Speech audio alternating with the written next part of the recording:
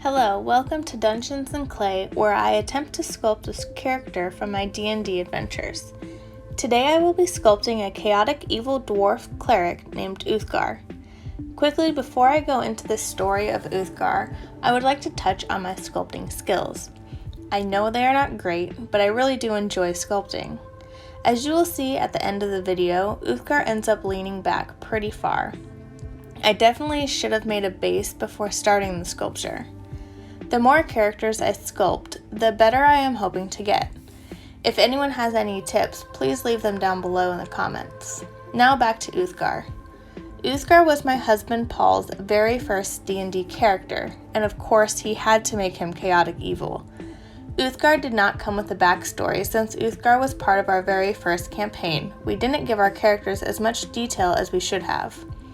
Our adventure group had a good, neutral, and evil characters. It took some time to learn how to work together. One of the most memorable stories of Uthgar was when he accidentally turned himself into a werewolf and ultimately killed a party member on accident. Next video, I will be sculpting a werewolf and going into details of that story. Since Uthgar is Paul's character, I asked him what were some of his favorite stories about Uthgar. His first story starts with the party in the forest right outside of a village where the Tower of Magus was. The party was sent to the Tower of Magus to talk to a very powerful wizard who had a vault with a very powerful item in it. At this point in time, the party didn't know the specific item in the vault, but they knew it was important, and Uthgar wanted it for himself. In the morning, the party made it into town, and straight away Uthgar snuck off and headed to the tower while the rest of the group went to the tavern to ask around about the wizard and the tower. Once the rest of the party realized that he was gone, they went straight to the tower, knowing that that's where he would be. Uthgar was able to make it to the vault and had 3 attempts to open it before the rest of the party caught up to him. For Uthgar to be able to open the vault, Paul had to solve a puzzle out of game. The puzzle was a small metal hexagon, and he had 3 chances to open it in a time limit. After 2 failed attempts, Paul was getting frustrated and pushed it on the table, and it loosened, which is when he realized that he had to spin the puzzle to solve it. He was able to get into the vault seconds before the rest of the party arrived. Inside the vault was the talisman of pure evil. Uthgar grabbed the talisman, and instead of talking it out with the rest of the party, he just went and jumped out of the window. The window was about 60 feet above the ground, and Uthgar took a lot of fall damage and almost died. There was really no point in jumping out of the window, because the rest of the party ended up back down where Uthgar was eventually anyways. At this point, one of the big evil armies we were fighting against shows up, and the leader demanded that Uthgar give him the talisman. Uthgar had almost died for the talisman, so he was not going to just hand it over.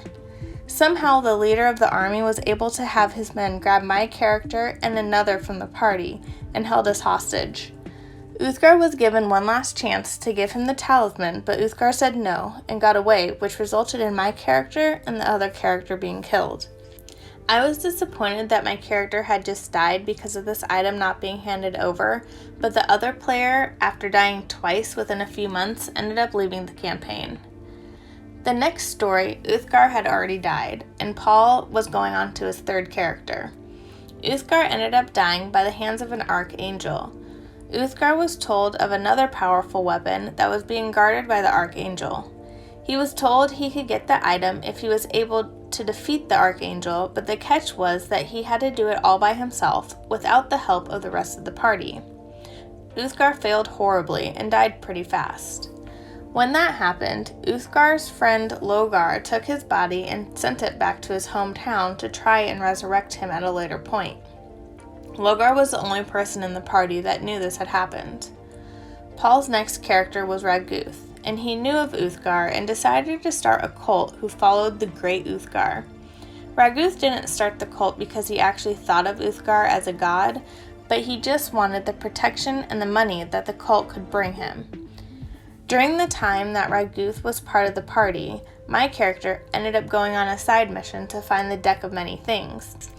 After I was able to get them from the dragon's den, I brought them back to the rest of the party. Of course, everyone in the party wanted to pull a card from the deck. I lucked out and didn't get too many bad cards and ended up getting enough money to buy a house at the end of the campaign. Logar ended up pulling the Void and disappeared. And then Raguth ended up pulling a demon card, and a demon was seeking him out from that point on. As the campaign went on, we all started hearing about this prison that was supposed to hold the most notorious bad guys. We eventually ended up traveling past the prison, and for some reason, we thought it would be a good idea to go into the prison. Before we were allowed to go inside, we had to hand over all of our weapons, and we all just handed them over. We were then led into the prison and put into cells where we were locked up. At that point, we realized that none of our magic worked. I honestly have no idea what we were thinking or how we ended up putting ourselves in that situation. While in the jail cells, many of us noticed that the guards had glowing red eyes, and that's when we realized that they were probably being controlled by someone or something. After being locked up for a few days, my character was taken down to the cellar where there was a huge demon. I was thrown into the ditch with the demon who was trying to kill me. I was a sorceress with no magic and by myself, so I was basically useless. I tried talking to the demon because I knew that I was going to die if I tried to fight it. The demon asked if I was the one that he was there to seek, and that's when it clicked that he was there for Raguth. I told the demon that the one he wanted was up in the cell. I gave Raguth up so fast to save my character. I felt a little bad afterwards, but Paul already had one of my characters killed, and I wasn't going to have another one killed for him. So then Raguth was led down to the demon, and he tried to fight him even though he didn't have any magic or weapons. Unfortunately, Raguth did end up dying.